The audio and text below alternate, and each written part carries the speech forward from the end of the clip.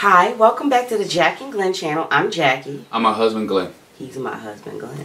Hey, before we get started, make sure you hit that subscribe button. Make sure you hit that bell notification so you don't miss any of our reviews. Yep. It's the end. It's the end. We at decision. Almost. We're at decision day. We are at decision day.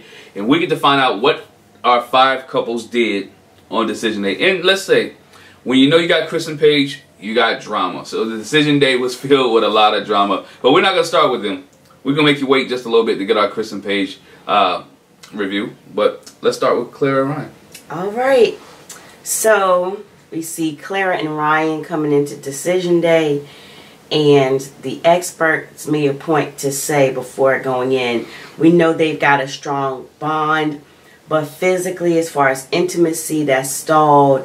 And it's been an issue in Clara's previous relationships. So these things play a factor with them coming into making their decision. Yeah, it plays a factor coming. We know the relationship thing, or the physical aspect of it, has been a big thing for her in their relationship. Also the fact that he hadn't said the words, "I love you, Clara." We know he written it on a letter, "I love you," but he hasn't really directed it towards her.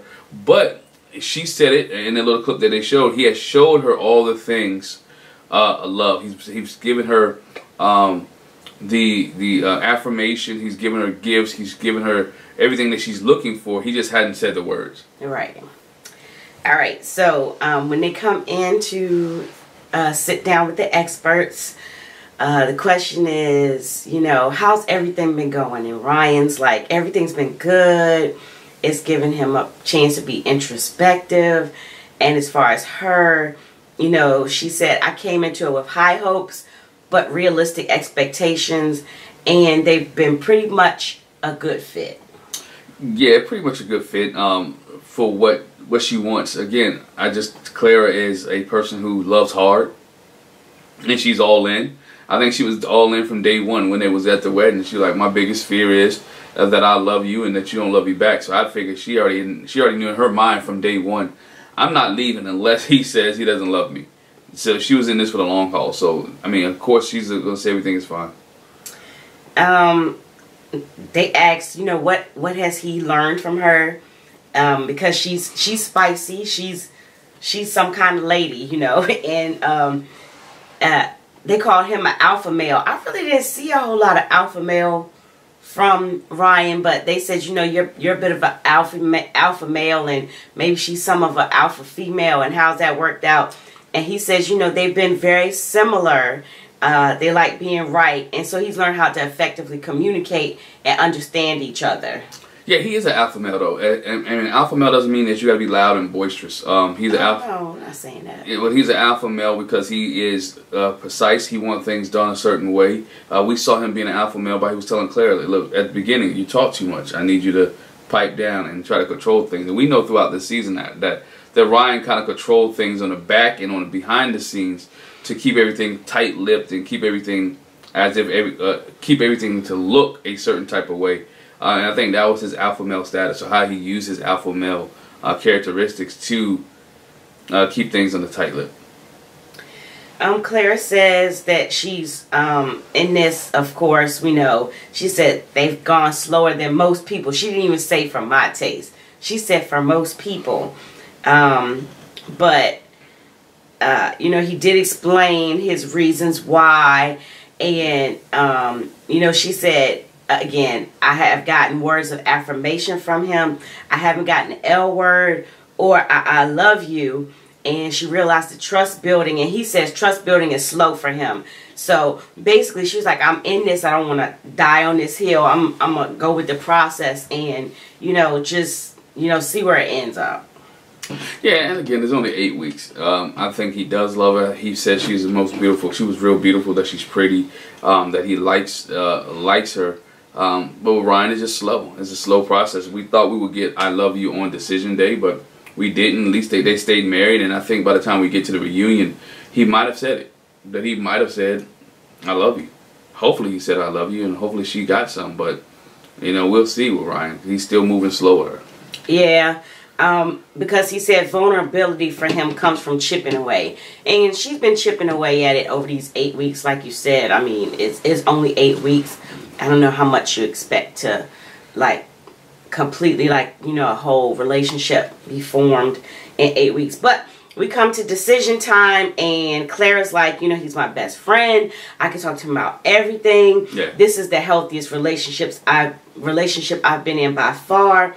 She feel like it's meant to be, and she wants to stay married. Yeah, she wants to stay. Of course. Of course she wants to stay married. She already moved in. I mean, when we go to Ryan, we see Ryan and Miska, and you made the point out that Ryan took Miska with him, which, you know, lets you know that Claire at least had to come back to the house and get the dog. But yeah, she was already settled in. She wanted to fix cabinets. She wanted to fix the pantry. There was no way in the world that she was going to say no. No way. Right. So time for Ryan to give his decision, and I don't know if they make them do this or I don't know, but he had a whole lot of yeah, and I'm like, really? I think they mixed pieces together. I don't think this was straight cut when it came to him asking the question, because that part where he says, you know, what's good for Ryan is good for Ryan, and what's good for Claire is good for Claire. It seemed like, to me, it just seemed like it didn't fit in him answering that question. Like, why would you have to say that to give a yes or a no? Yeah. He said that, you know, everyone doesn't get the Ryan type of brain, his type of thinking.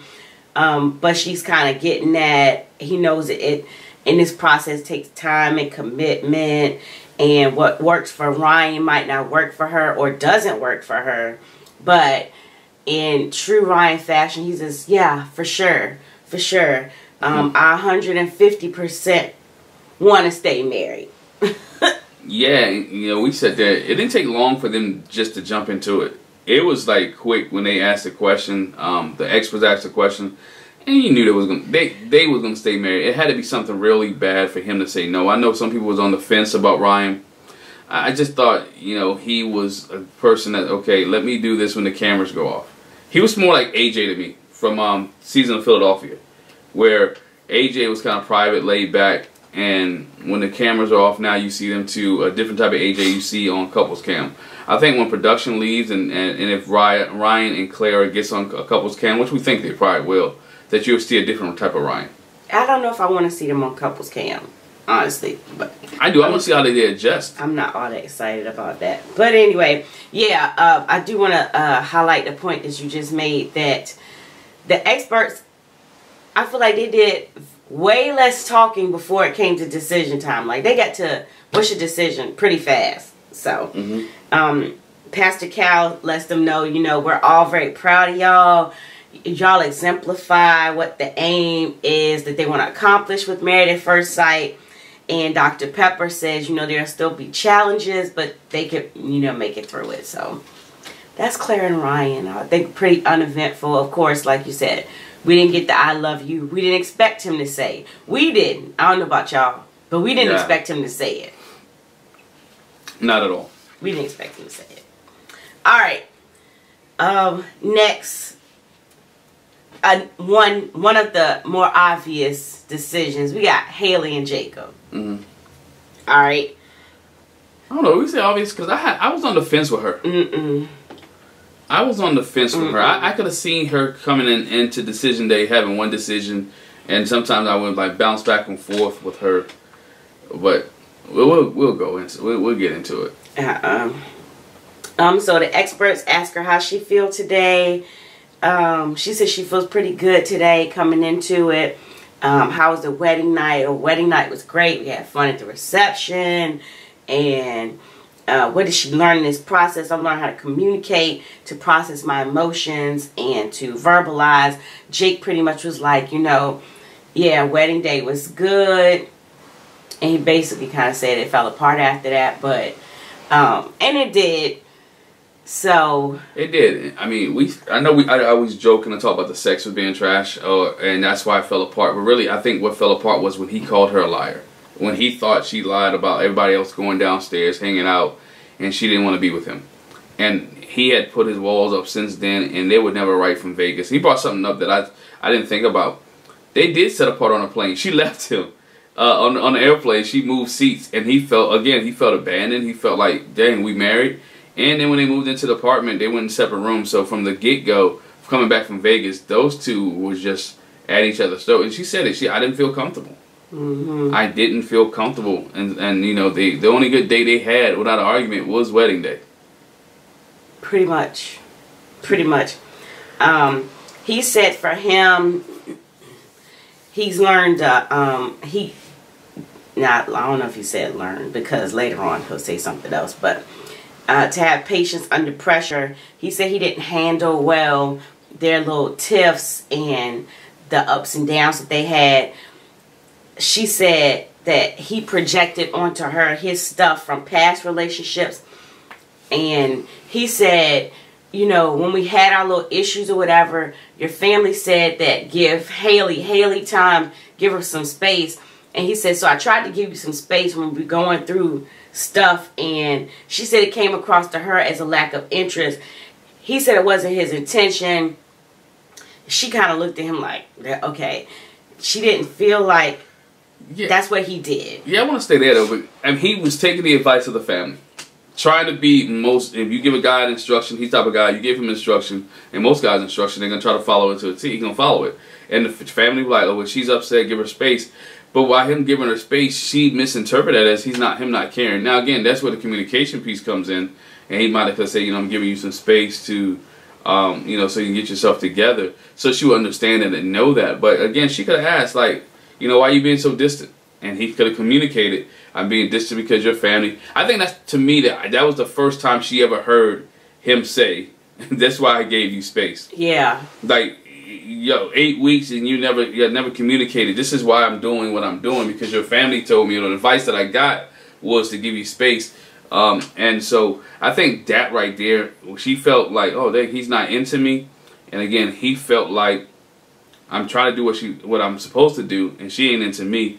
But I call a little bit BS. I think Haley, even in that, they could have had time where they were together, or they could have gotten closer together. And again, I do agree with the fact that he was looking for things. He brought up the fact that about what has happened to him in his past relationships with all the ex people cheating on him. When he went to her closet, he was inside her closet looking for stuff. I just believe he was looking for any men clothes, because again he accused her of having a boyfriend before they even got married. So he had went on the deep end. I think sometimes people on Team Not before they got married. I mean, after, yeah, like when they first got married, accused her of having a boyfriend. So I think sometimes people from Team Jacob forget that Team Jacob was overboard at the beginning. That he went way overboard at the beginning with some of his accusations. Yeah. So they talked about having the same conversation every day, which was the issue with attraction and what was missing. Her saying, you know, something's not right, something's missing. Him trying to get to the root of what's missing. She just was like, I was tired of having this. We just had this same conversation over and over again. It just wasn't enough. So anyway, Pastor Cal asked Jacob, what if she says, I don't want to get divorced, I want to keep trying? What would you say? He took a minute. I mean, he took a lot of time to think about that. Before we get there, though, real quick, I think it wasn't Dr. Pepper. Like, they mentioned they won the game. Well, yeah. They mentioned that they won the game. They were real compatible. They had all these. They answered the questions together. They knew a lot about each other because they had these conversations. And they were like, okay, if y'all had all these conversations, y'all know each other, why is it not working? Right. Why? Which is the conversation that Haley said they had all the time, which Dr. Pepper asked, just not in that way. Like, what's missing? What were y'all lacking? They just couldn't let go of themselves. I think that they just couldn't. They couldn't forget Vegas.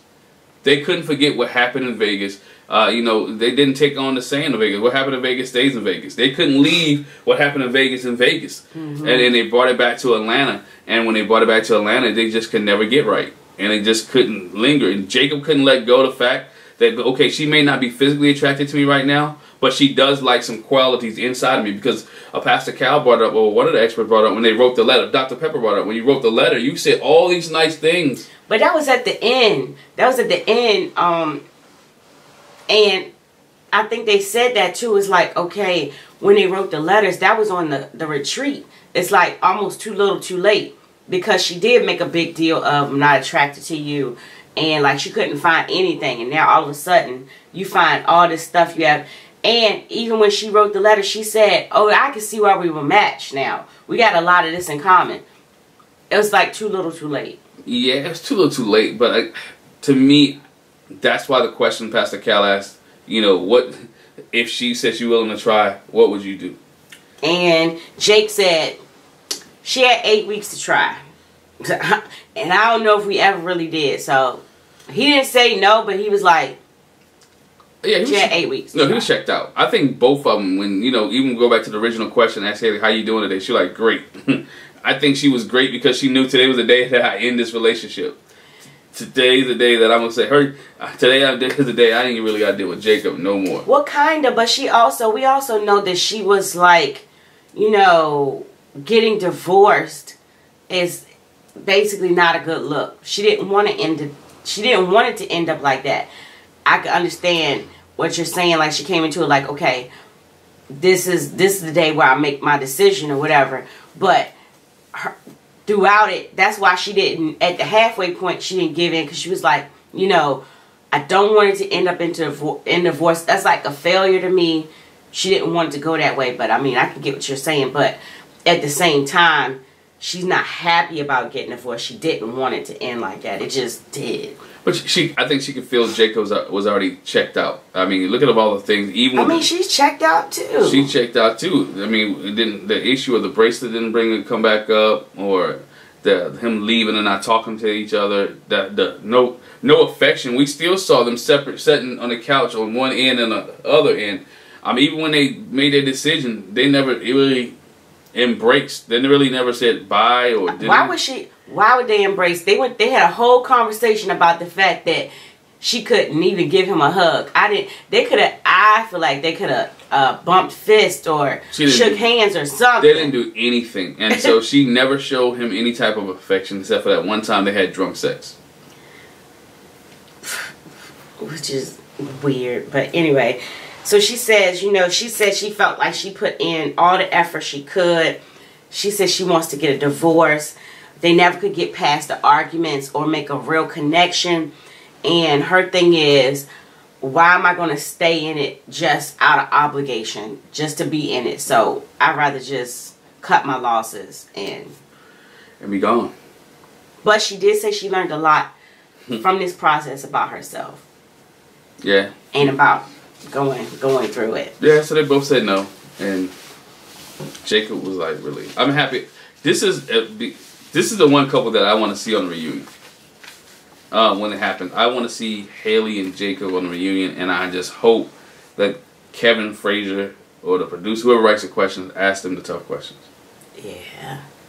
Well, from the preview, it looked like it's going to get pretty heated between them. But, all right. So are we going to go in order, or are we going to save the drama for last? Let's save the drama for last. All right. So next we got Virginia and Eric. Yeah, not next on the show, but the next that we're going to talk about. What? It didn't go in this order on the show. But this is the order that we're going to talk about. But we can save Chris and Paige for last. Right. So let's go to Virginia and Eric. They both acknowledge they've had lots of ups and downs for sure. Dr. Pepper notices that they kind of look nervous, especially Eric. You look nervous. Like, what's this energy going on? He said, like he said in the last episode, he's not 100% sure what she'll say. Yeah. She still got her walls up. They do have a level of love. He didn't say they're in love, but they do have a level of love for each other. But it's not the max. And he realized, I'm not her number one person. Who's her number one person? The question is. He said her friend group. Oh. He forgot Rocky, but her friend group. The cat, yeah, she forgot the cats. I thought he definitely was like the animals. Yeah, he didn't. He said her friend group, and it's because she's known them for years, and obviously we're only 8 weeks in, which makes sense. I think he understands that. But he said he wants to be her number one person. He wants to get to that point, which again, we know I can't be there in 8 weeks because this friend group has been around for years. I'm competing with that, with length of time spent together and knowing each other. Yeah, that's the thing. I mean, Eric has been honest from the get-go. On the show, he's been transparent. He's been honest with Virginia. We may not like the way that he's come across in certain situations or circumstances, but he was on his grown man stuff. This is the way that he wanted it to be done. His way of communicating it may not have been right to Virginia, and that's why he has the hesitation. He knows that the way that he communicated sometimes wasn't the way that she was able to receive it. But again, he didn't say anything wrong. He didn't say nothing wrong about, you know, he doesn't want his wife sleeping on couches. He doesn't want his wife to be drinking so much. He doesn't want his wife to be out on benders and have weekends where she just drinking. But, you know, he wanted her to be and he didn't want a divorce. So he hasn't been wrong, but it's just the nervousness that he has right now it's weighing on him. He wants to be number one in her life. I think he said it. You know, a husband and wife should have each other. They should be number one. They should be the best friends. They should be on top of the list. But he's concerned, and rightfully so. I mean, because you never know what she may do.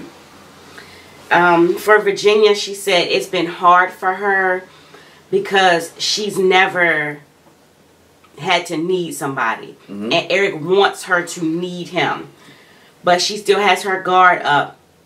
She hasn't wanted to depend on it because she's only had to depend on herself. We know her background with the divorces in her family, the fact that her family wasn't always there for her. Her parents weren't always there for her. Her siblings, but not her parents. And her family background is kind of shaky. And she says she realized she's his number one, and he wants that in return. She just doesn't want to get her heart broken again. She doesn't want to put herself out there and not get it in return, which I don't know why she would think from Eric she wouldn't get it. Yeah, I didn't understand that statement. He's giving it. Yeah, but again, she stated it's hard for her needing someone, which that's because she needs her friends. Yeah, and she needs the dogs. She needs her animals. She needs her drinks. She needs her drinks. But she says it's hard needing someone. It didn't make any sense the way she was talking. It's like she just wanted to say something that she's like she just had to say something. But it didn't make any sense. Like you just pointed out, she needed all those other things, and you have somebody who wants you to be their number one.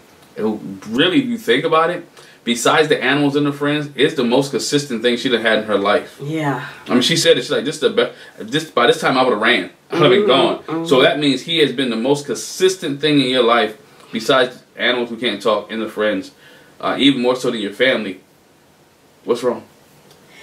Decision time. Again, we feel like they got to decisions very quickly with these couples, but most of them.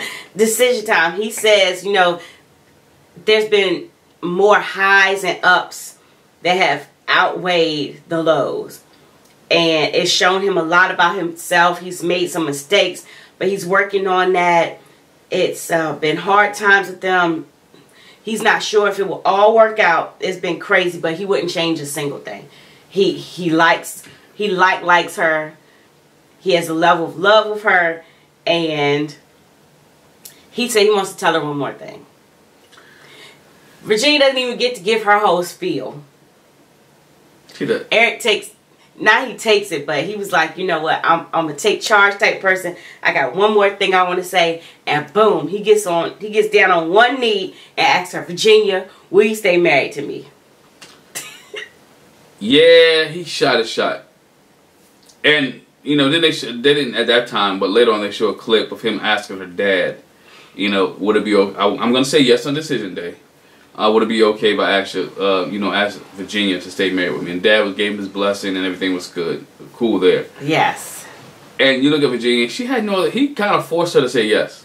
Kind of. I mean, she could have said no. You can't say no after that. Yes. She still could have said no. She would have crushed that dude.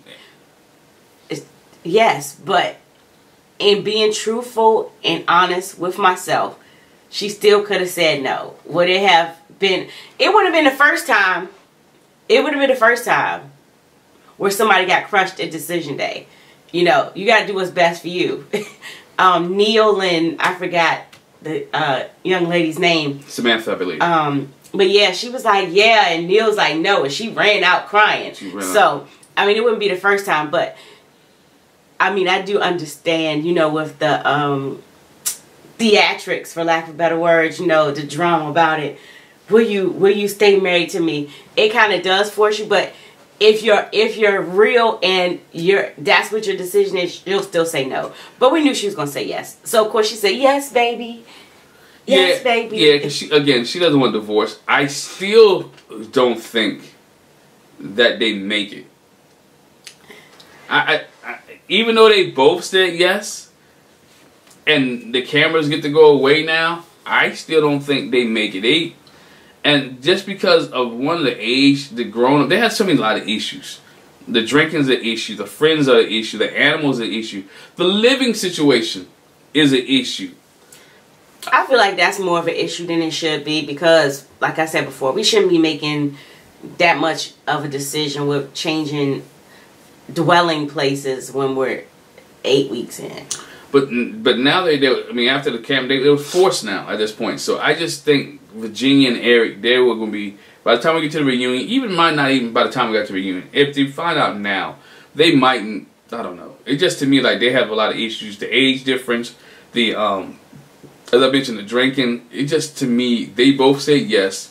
It's kind of like Beth and Jamie, where they got so many issues that they might just need each other. So I might go back. You know, we ain't never think Beth and Jamie would be married this long, but they still working out. But Chris Rock said it. Two crazy people need to be together. He didn't say crazy. Well, he said crackheads. If one person is doing it, the other person got to be in it. Other person got to be in it too. And I think they both. She's drawing Eric to the dark side because we seen Eric, who wasn't a drinker, drink more than his fair share during this season. We saw him. You know, a lot of drunk conversations between him and Virginia. Instead of him helping her sober up, she's helping him to drink. So I think they continue to have more drunk arguments.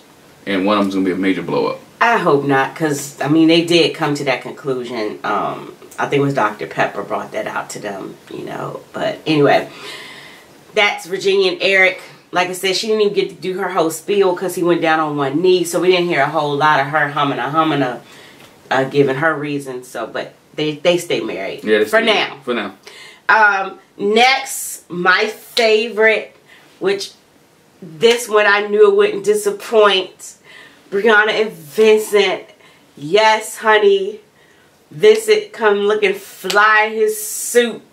Our daughter didn't really like Brianna's dress. It was okay. But they look cute.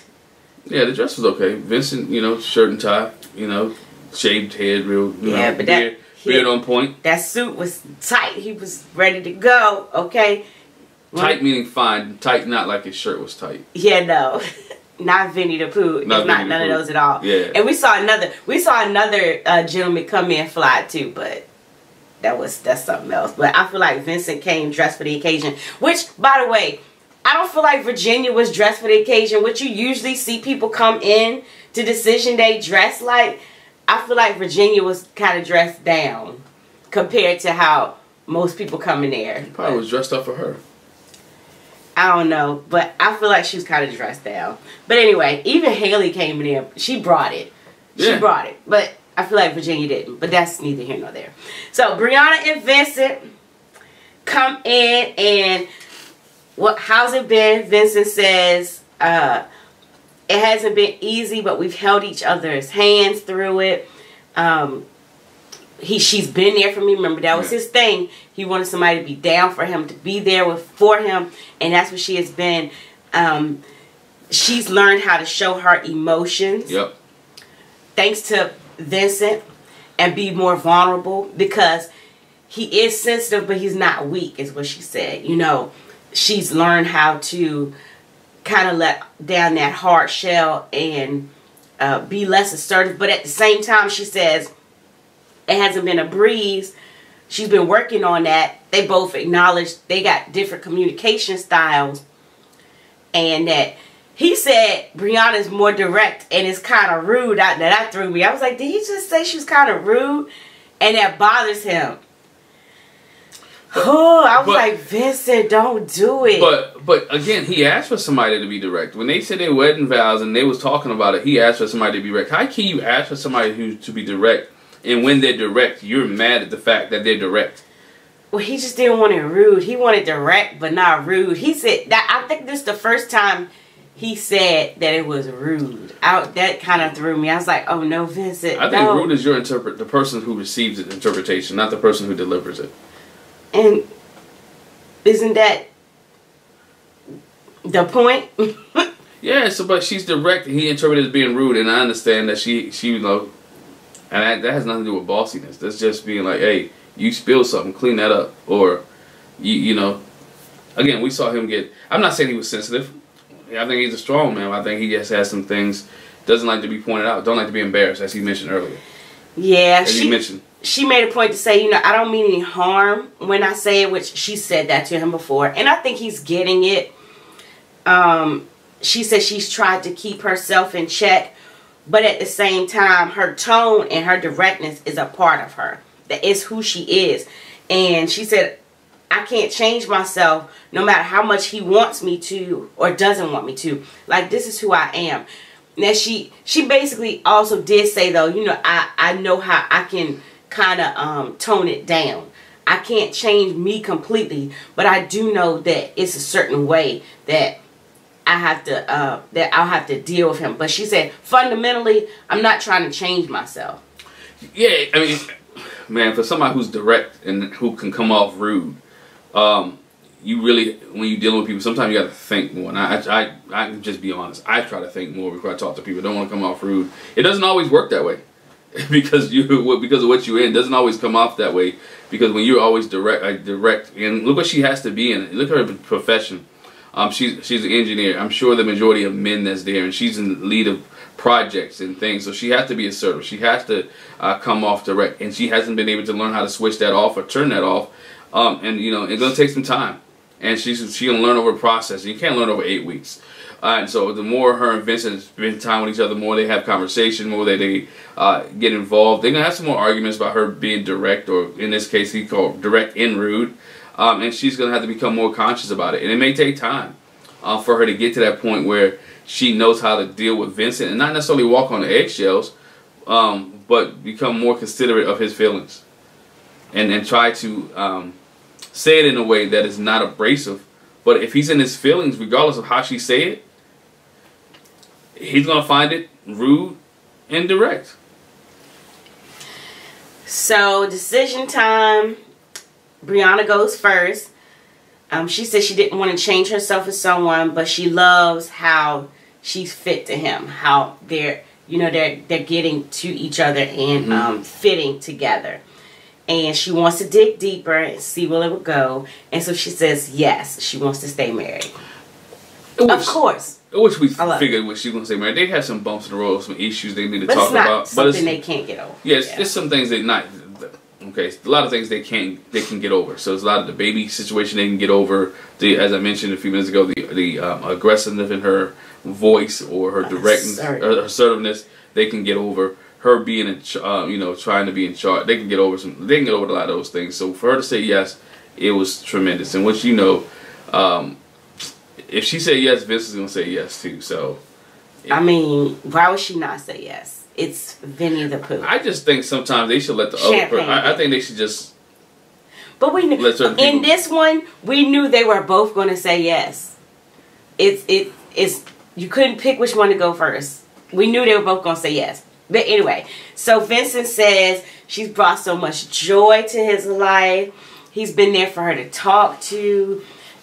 They've been so close.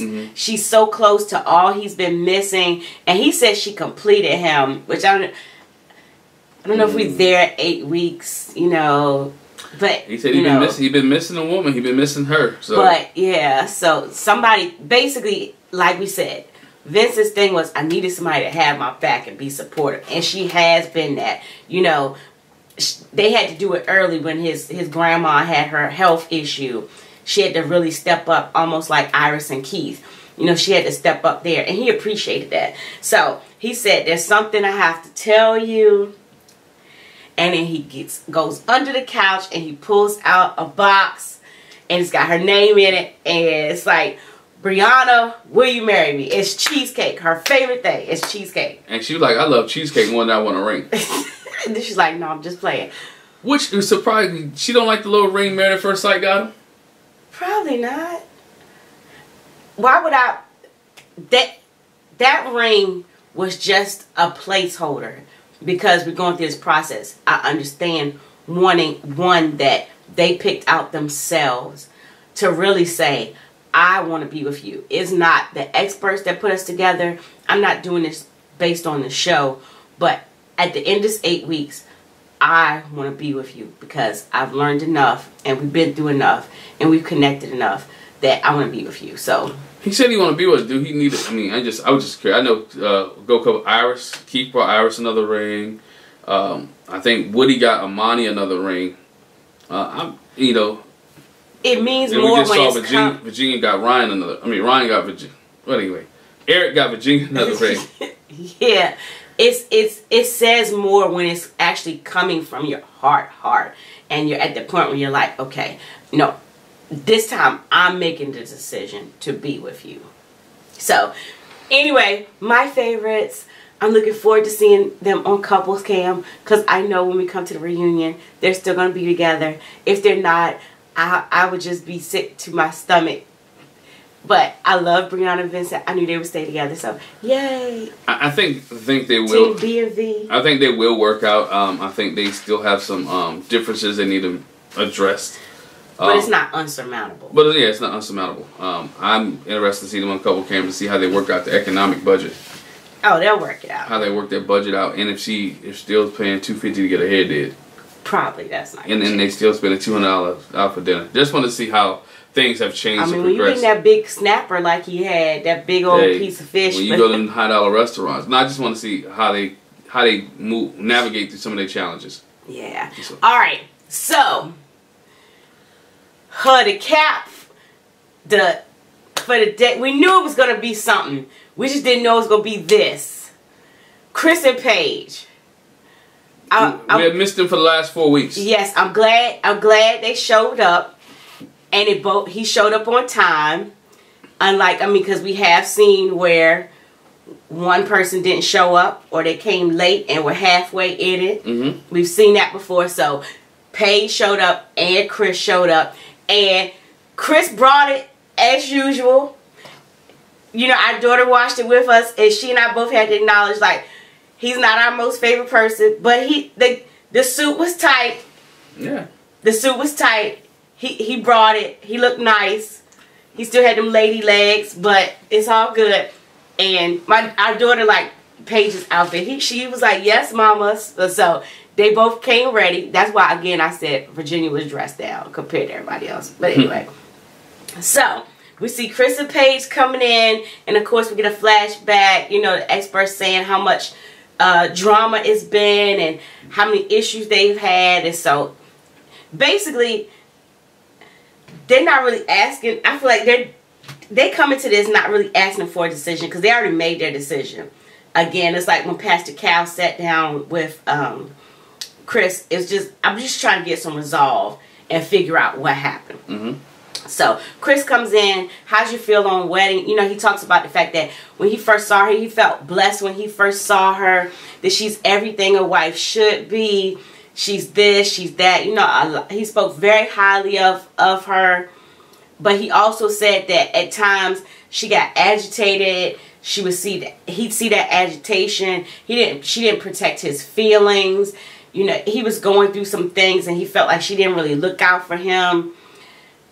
He never gave their marriage a chance. Paige says, you know, didn't give their spiritual bond a chance. We might have made some headway, and when we did see some light at the end of the tunnel, he didn't like go with that. So, you know, that's where they are. Before we go any further, I think they gave Chris, they showed all of Chris' bad moments. They didn't show too many of Paige's. And she had some moments where she blew up there and she went and said some things. We finally saw some of them, but I would like to see more of those in the show. And maybe our perception of Paige wouldn't have been as being the weak-minded damsel in distress who's getting used over and over again.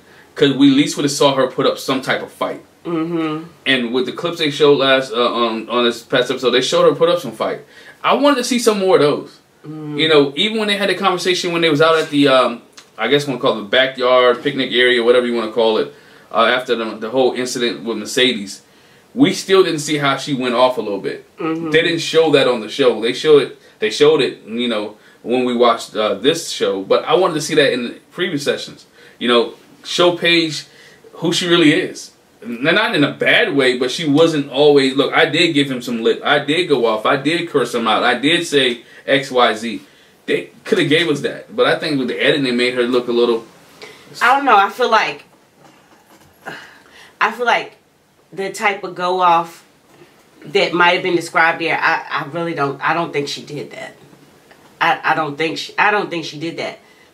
Not to the level that he said it. I just don't. I think she was giving. I think she gave him the business when the camera wasn't on. She did, but I still don't think it's to the level that he gave the impression. I know she gave him lip, because at the outside, the little picnic area thing, she was like, "I'm not doing this." This, you know, and the producer had to talk her back. You know, it was a couple times. So Paige just doesn't look like the type to go completely off. I could be wrong, but she don't look like she go completely off. But anyway, so they asked what were some of the best things and positive memories that they had. And he said it was like the last day they were together when they were playing pool and playing basketball, and when they were reading scriptures together. She was reading them. You were listening, sir. No, what we saw was her read them. I believe he read something too that we just didn't see. No, correction. He read it, but it was at her direction, because he read it from off his phone. She had the big Bible in the cover and everything, and he was reading it off his phone. No, nothing wrong with reading it off your phone, but he just didn't come prepared for the Bible study that night. Yeah, I'm not gonna. That dude's spiritual. Now, does he follow it all the time? I don't know, but he's spiritual, and I'm not gonna negate his spirituality. We'll go ahead. Yeah, yeah. He said, but beyond, they couldn't get. You know, beyond the physicality thing, you know, they did have those moments. For her, she said, in the small moments she could see the potential with Chris. And he's like what moments? She says, you know, your vulnerability, that you're confident, you never back down. I feel like God, here she goes again, I feel like God put us together. There were times where she didn't feel valued or respected. Having to deal with him having a child on the way, it was too much. But she came back because she was hopeful. And she said again, I fell in love with the idea of marriage. That's what brought me back. I was in love with the idea of being married. And so that caused me to look past the foolishness and to basically downplay myself to be in it. And what she did, we know that she succumbed to a lot of the issues, but you know that Chris brought up, or Chris had. I think Chris said one of the questions that I've had since day one, and he said, and I know probably might be jumping ahead. He said, if the baby thing hadn't happened, would there have been a better relationship from day one? Even though the attraction wasn't there from day one. We've seen a lot of people that the attraction wasn't there from the first time they laid eyes on the person, but they still married to this day. I mean, look at Jamie again, prime example, Jamie and Doug. The attraction wasn't there, but they're still married and they're 2 kids in. And when you said that, I was like, you know, okay, I get it. I acknowledge it would have been different if the Mercedes and the baby thing hadn't come in. But I still feel like the attraction thing would have been an issue, because I mean, just how nasty and rude and just terrible he was when he sat with Pastor Cal. That whole, all these queens in Atlanta and you bring me her. I'm just not hopeful there. By that time he was already hurt. By that time he had already checked out. He was very emotional. He wanted to, again, look at the guy. But that don't mean you gotta be rude in that. That was nasty and rude. It was just the way he said it. That was just rude. It was nasty and rude. I'm not negating the fact that he was nasty and rude at the time. But we got to look at all the circumstances involved. That if there was no baby involved, right? If there was no baby and Mercedes involved in their relationship, they would have more. They would have more time to connect on their honeymoon. They would have more had time to have discussions. Majority of their honeymoon went about Mercedes and Paige. The argument that Chris, Mercedes and Chris, the argument that he had with Clara and Virginia was about the baby thing because he felt some type of way. The blow up at the table again wouldn't have happened, wouldn't have transpired because it wouldn't have been that way. He felt in his feelings. He felt, as he said, he mentioned it. I felt embarrassed. I felt ashamed. He felt I felt alone. Like I messed up a good thing. If the baby thing had not happened, I do believe that Chris and Paige would have had a greater percent in making it. Because that drama right there took her to a different place. It took him to a different place. And they can never get past it. Like I said, I'll acknowledge it would have been different. But the physical thing would have still been an issue. Because outside... his feelings and how he expressed that to Pastor Cal don't have nothing to do with the Mercedes thing. But he might have, again, but what he expressed at the reunion or at the decision day was that he had looked past that because he was like, okay, she helps me spiritually. She helps me. Now, that's bull. Y'all may not believe that. Y'all might thought he was acting, that he should get a, that he should be in a movie someplace. But she thought it was genuine. No, I believe that was genuine. I believe that. But I don't think he was not past the physical thing. I don't care. He would not have said. He would not have said that what he said to Pastor Cal. I mean that.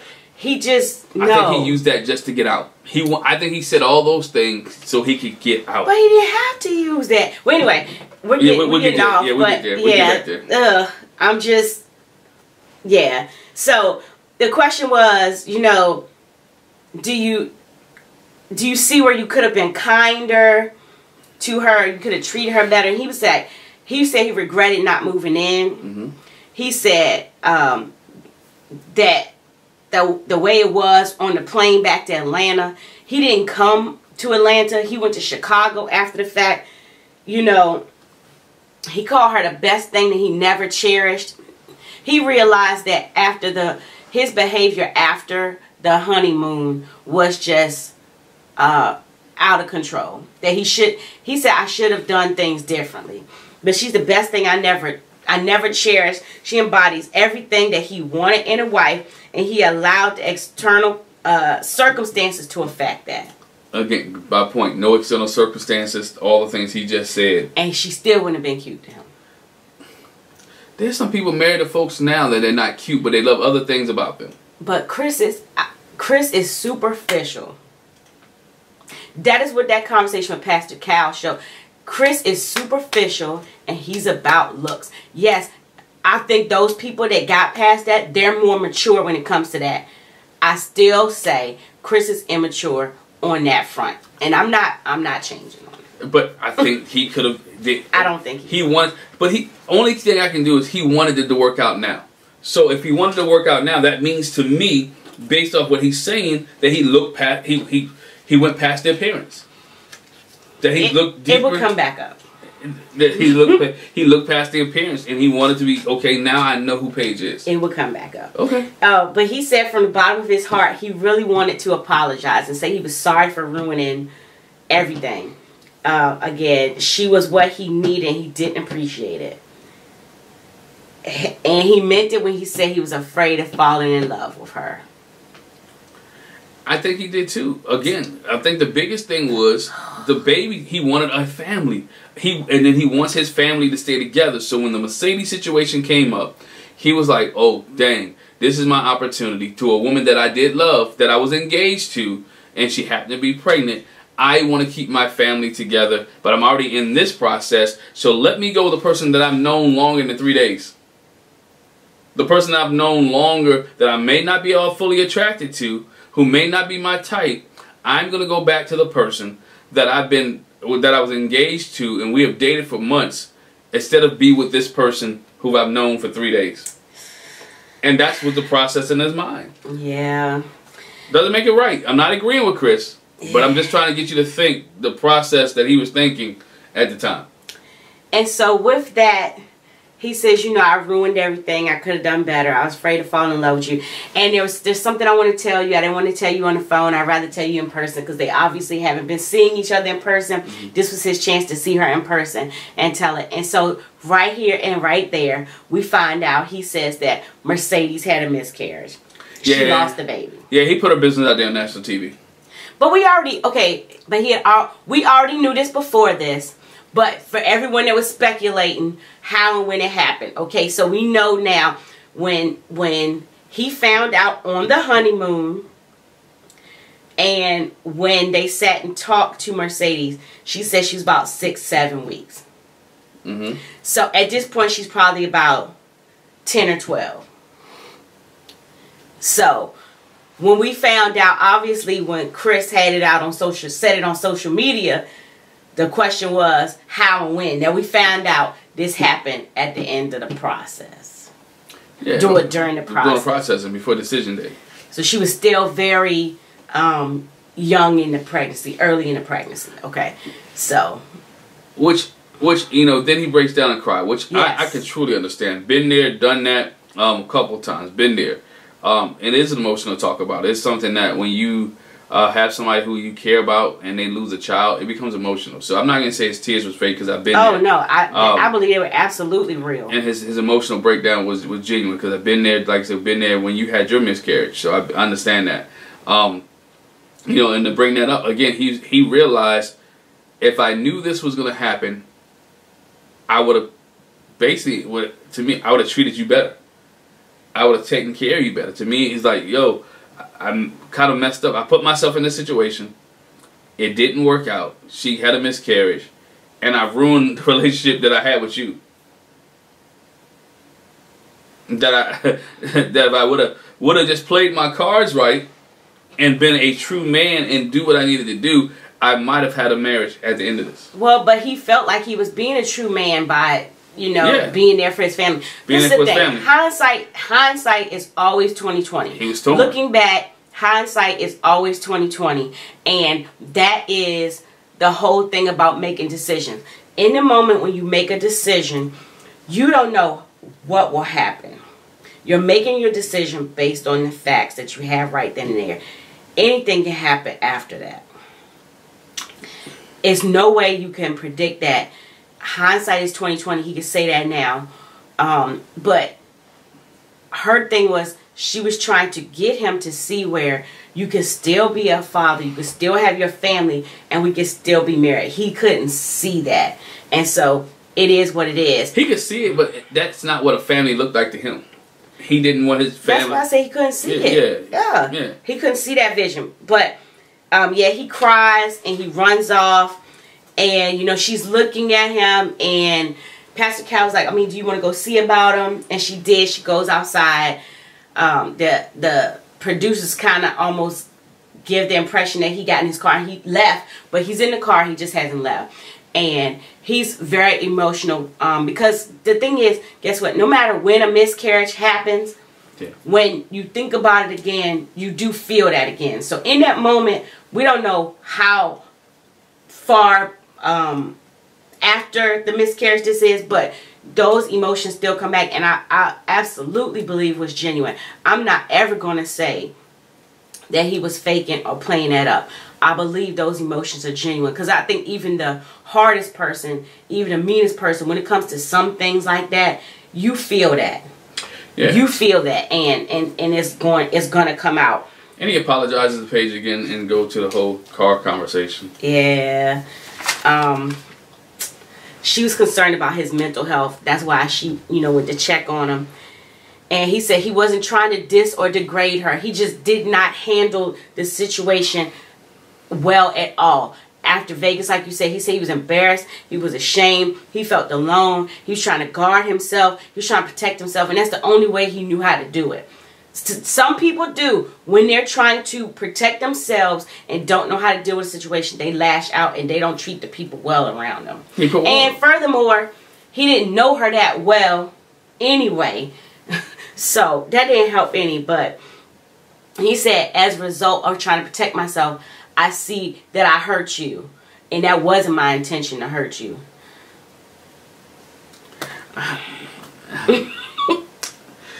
Yeah, it was. I think it was his intention to get her to bow out, like he was bowing out. I think it was intention for her to say, you know what, I'm done, and he's done, and so he pushed her away. Not saying like, hey, he pushed her away. You know what you know what you're doing. You know what you're doing, and I'm saying not just Chris, but people. You know what you're doing when you know what can be the outcome when you treat people like that. Mm-hmm. It can. I've always. It's two responses. You got to be prepared for both. You know, when you treat somebody like that, the likelihood is that you're going to push them away, and it's not going to be a good outcome. And Paige was resilient. She kept coming back, so he had to keep pushing. Yeah, and then we see her about to come back here too. So they, you know, he says, you know, I was all set. I came to decision day. I knew what I was going to say. She said the same thing. I knew what I was going to say on decision day, but now I don't know. I don't know. He gave her a glimmer of hope. A glimmer of hope. And we know Paige, she going to hold on to that glimmer of hope. So she's like, I don't know. You know, we might could try. You know, he apologized. I was waiting for that. You know, this... I see a different side of Chris. This is not this. I see the more vulnerable Chris. I see like the true him or whatever. But and I know some of y'all was getting hot, getting ready to throw stuff at the TV, getting ready to cut it off, and say, "Girl, you what are you dumb?" Somebody wanted Ayana to show up and do an intervention. Iyala, whatever. Iyala. Yeah, you say it. They wanted her to have an intervention, but hey, Paige she was on that road. She said she's overwhelmed. But she said, you know, that was having the baby situation and Mercedes being involved. That was the main reason why the marriage didn't work out. So Pastor Cal was like, you know, though the relationship was in jeopardy, wasn't the relationship in jeopardy before the baby thing? Which is the same thing I was saying. You was not attracted to her. You said you wasn't attracted to her. You thought having sex with her would make you get attracted to her. That was an issue before the baby thing. But what does it mean it was in jeopardy though? Yes. It was 3 days. He was, man. He didn't even know her personality. I didn't know her last name. He said the sex didn't work. I tried the sex thing. She still looked like I didn't want her to look when the lights came back on the next day. When I did it that night, and then when the lights was on in the morning, and we did it that morning, he was like, "Yeah, I know, I don't like her. I don't like the way she looks." He didn't say nothing about the sex, but he said he still didn't like the way she looked. He still wouldn't attract her. And so Pastor Cal points it out. Wasn't it the relationship in jeopardy? Wasn't that, maybe he shouldn't have said in jeopardy. Wasn't that an issue before the baby thing came up? The issue of attraction. He was trying to be nice. He didn't want to say you call Paige ugly. Right. He was trying to be nice because basically he called her ugly. You made that point out earlier. All right, and so you know, okay, what if there was no pregnancy? Basically, they get to the root. So, are you trying to say that this relationship is not over? Chris is like, I have feelings for her. I would want to start the process over if I could. I owe her that much, and so basically, it's like saying, you know, I want to try some more because I didn't give it a chance. And so Paige is like, Pastor Cal says, no. So how are you feeling, Paige, after hearing this? And she's like, you can see she's going between two thoughts, like, I don't know, should I? I mean, he did kind of act. You can see her mind is bouncing back and forth. And I could tell, you know, we could tell that he admires her. She said, you know, D-Day is like, it's this dark cloud. It's lingering in. It's like, it's so much to decide in this moment. You had just as much to decide in that moment as you have had to decide this whole relationship. Everything. When you have to make a major decision, you have to weigh it out. Getting married at first sight is a cloud. Should I or shan't I? Shall I or shan't I? Y'all, this whole time has been it's about making decisions. Decision day is not going to be no different. This is my problem with Chris in this statement at this moment. You had time, unless the miscarriage is like within that week, real fresh in that week. Right. You had time prior to, if it was the miscarriage was 3, 4 weeks or 5 weeks earlier, whatever the case may be, earlier, he had time to reconnect with Paige. They played basketball. They Right. went to play pool. Right, yeah. And so if she would, I don't know the time frame exactly when Mercedes' miscarriage was, but he had time to reconnect with Paige on that type of level that he's talking about here. Uh-huh. And he didn't choose to do so. So now he gets the decision day and he wants to reconnect. How about the work prior to decision day, and you could have came in and said, you know what, me and Paige have been working on it. Me and Paige have been out several times. Me and Paige have had some conversations. Me and Paige realized that he could have been showing Paige, but you can't do this on decision day when there's been no work beforehand. He absolutely did. And there'd been no work beforehand, and he wanted to make her and change up on decision day. And she was really thinking about it. If he had put work in, she would have said yes. And he was like, we're undecided.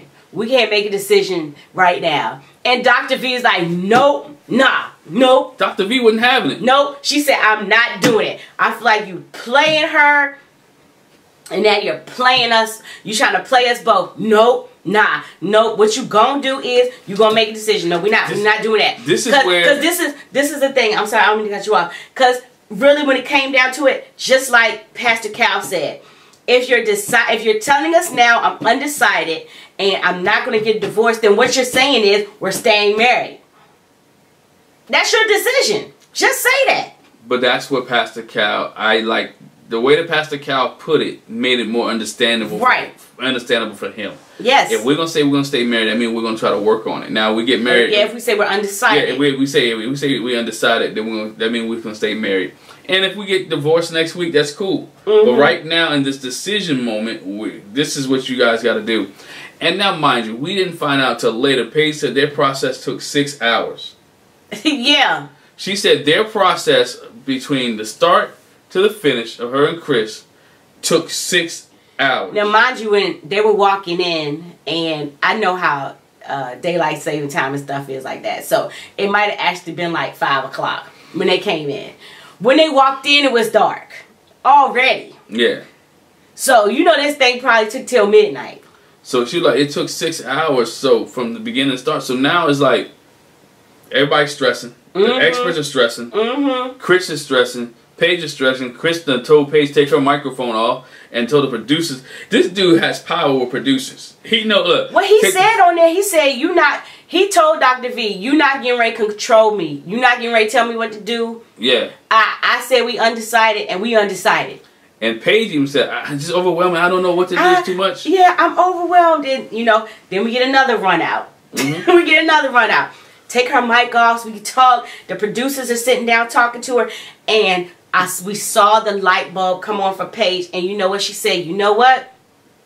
I feel myself about to fall into that same pattern where I'm not choosing myself, where I'm not choosing what's right for me, that I'm letting somebody else make the decision for me. I feel myself going that way.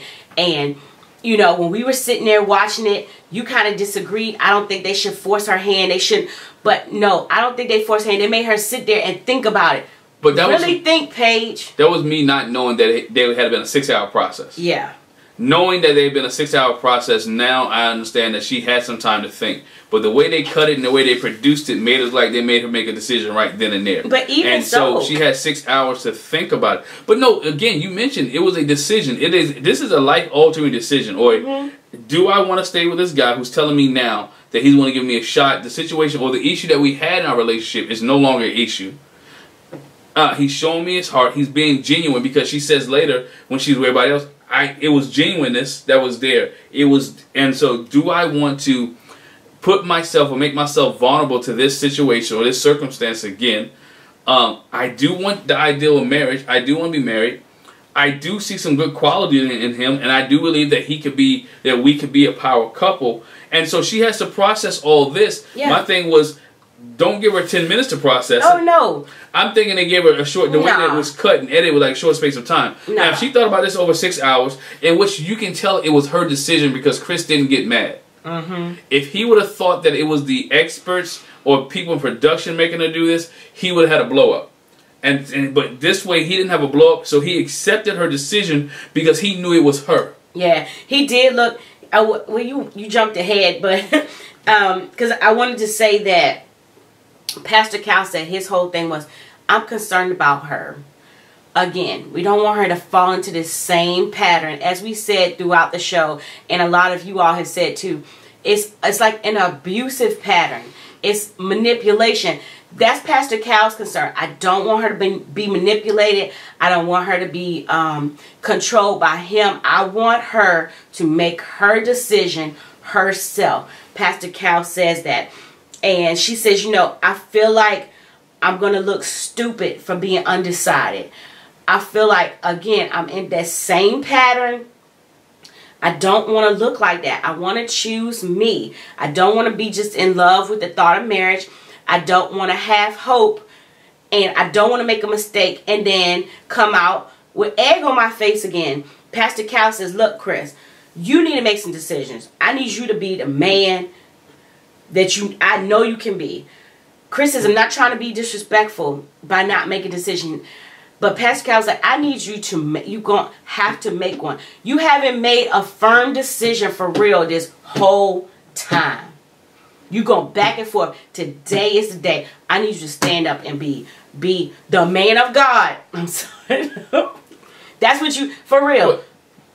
Pastor Cal talked to him. Stop waiting between two opinions. But Pastor Cal talked to him like a father would. Yes. He gave him that father advice. Yes. And Chris, he received it as if a son would receive it from a father. So, I mean, I give Pastor Cal the credit on that part. Yeah.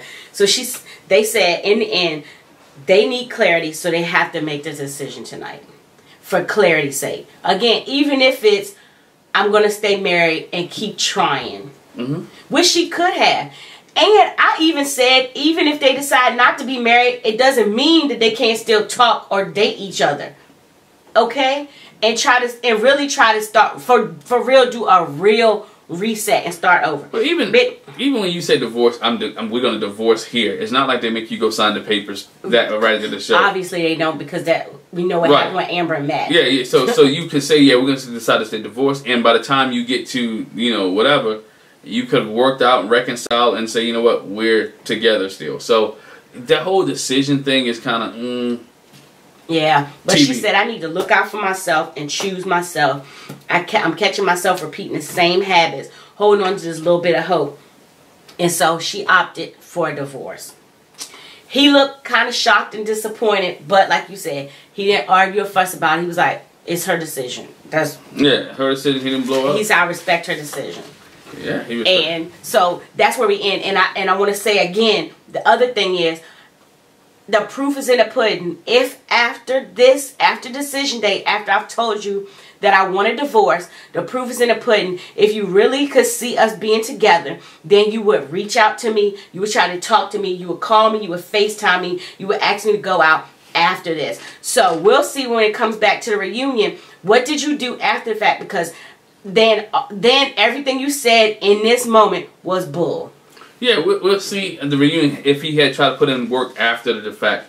One thing I feel like he did. One thing Pastor Cal said when they went to the next day, because decision day had to be 2 days, they had to cut and yes, and do it decision day for the second couple, for the last two couples.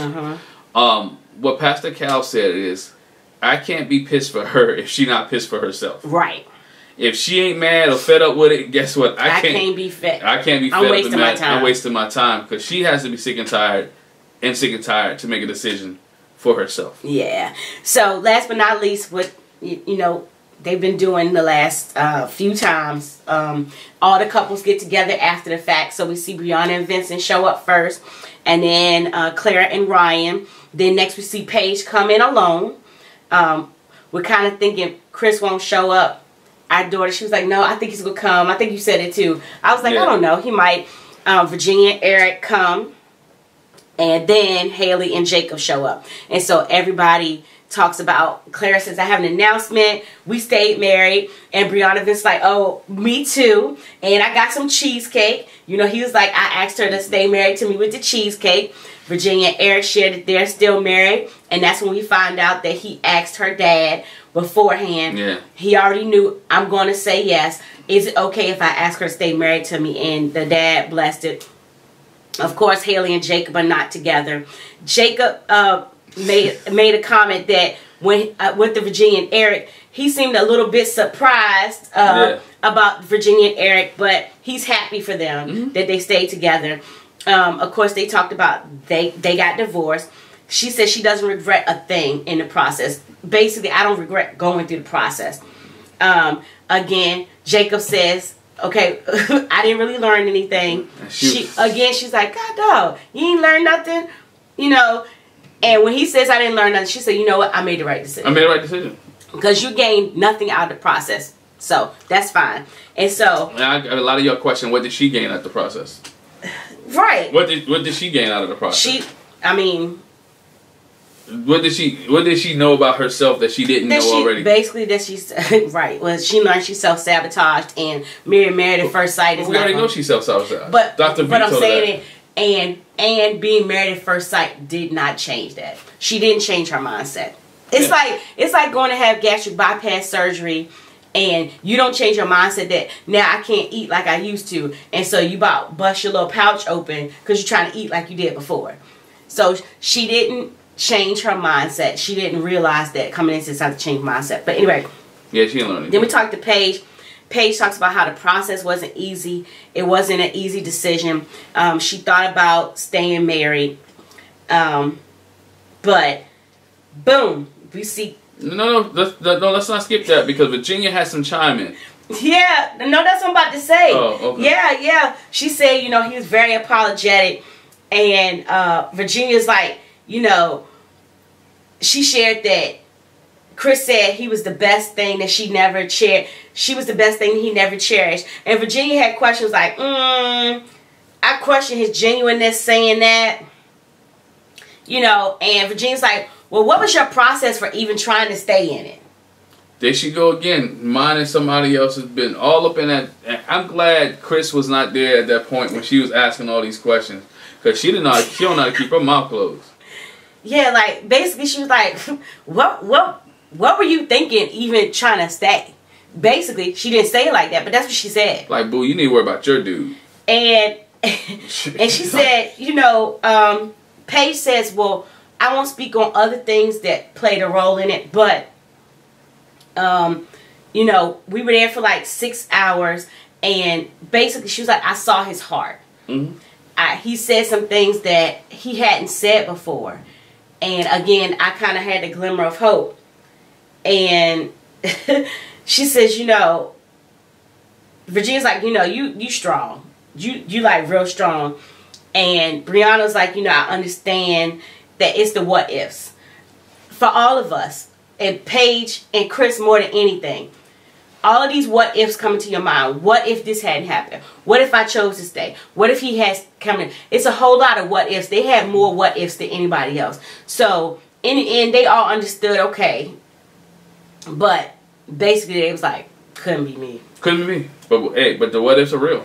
And Claire says, I hope she finds somebody for her, and not someone that's 60% invested in her, and not somebody that she's 60% invested in. And she's happy that Paige chose herself. And I'm happy she did too. I mean, I think we're all happy for Paige that she chose herself. But I can see them, if they could get past themselves, I could see them working. It could have worked out. Mm-hmm. I could see it. I can see what the extras saw. Yeah. And where there are some things, she kind of compliments him in some areas. He compliments her. He pushes her a little bit in some areas. He covers her in some areas, and she makes him man up in some areas. Mm-hmm. So I can see where they could have worked out if they didn't have all these other extenuating circumstances. Yeah. She says she's at peace with her decision. And then guess who shows up?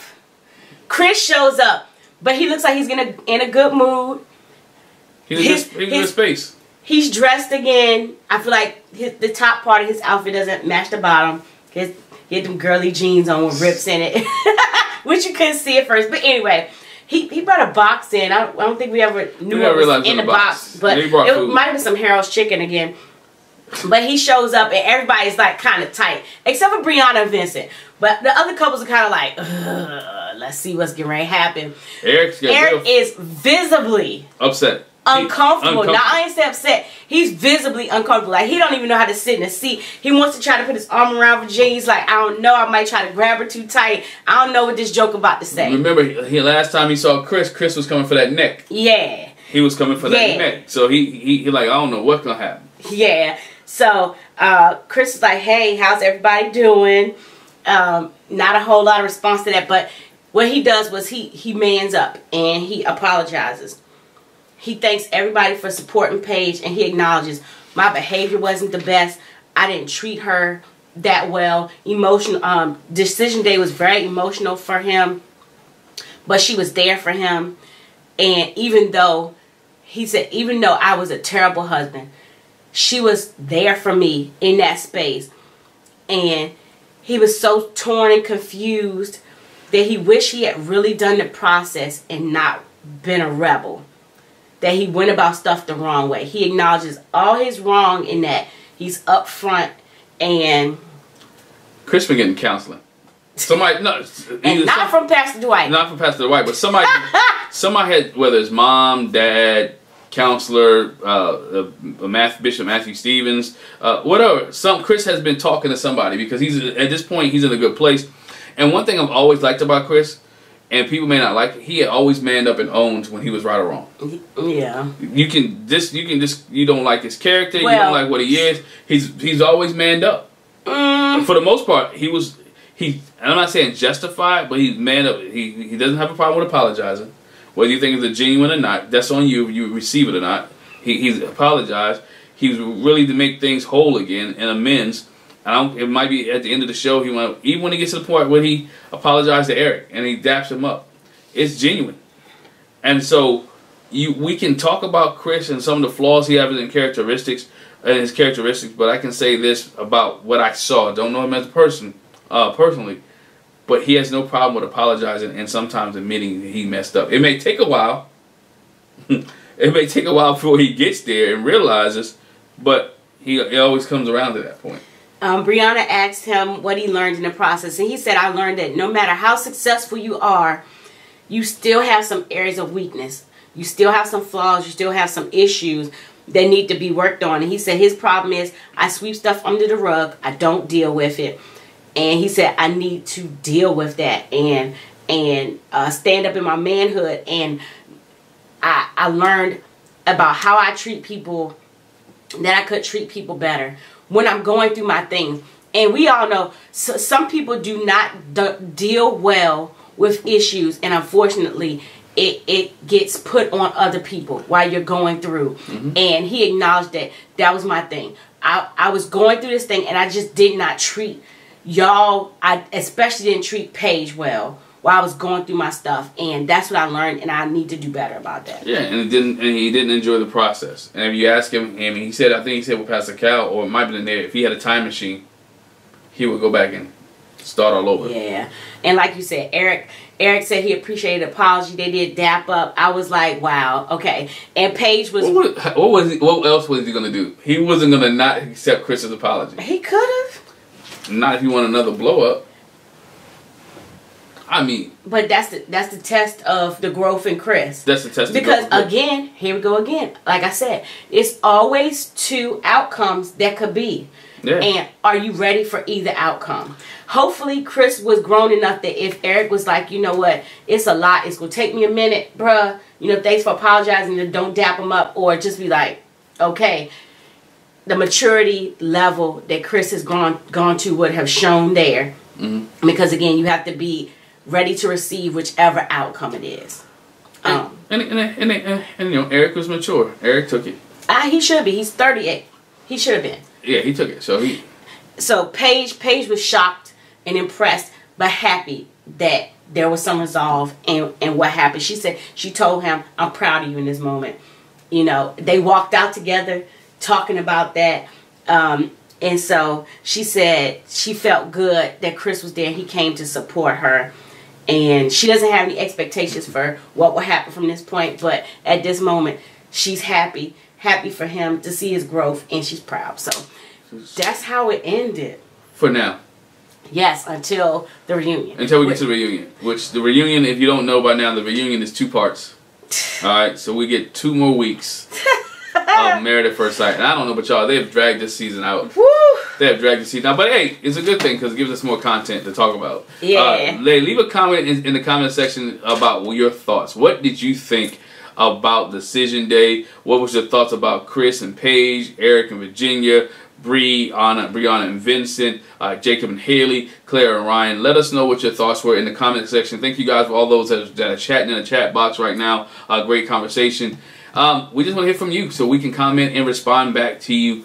Again, I can't wait till this Sunday when we meet up with everybody else and we have a discussion. Yeah, boy. Have a discussion this Sunday night. If you're free Sunday night, make sure you check out the U.S. Task Force on Little Black Books 91's YouTube channel as we discuss Decision Day. Yes.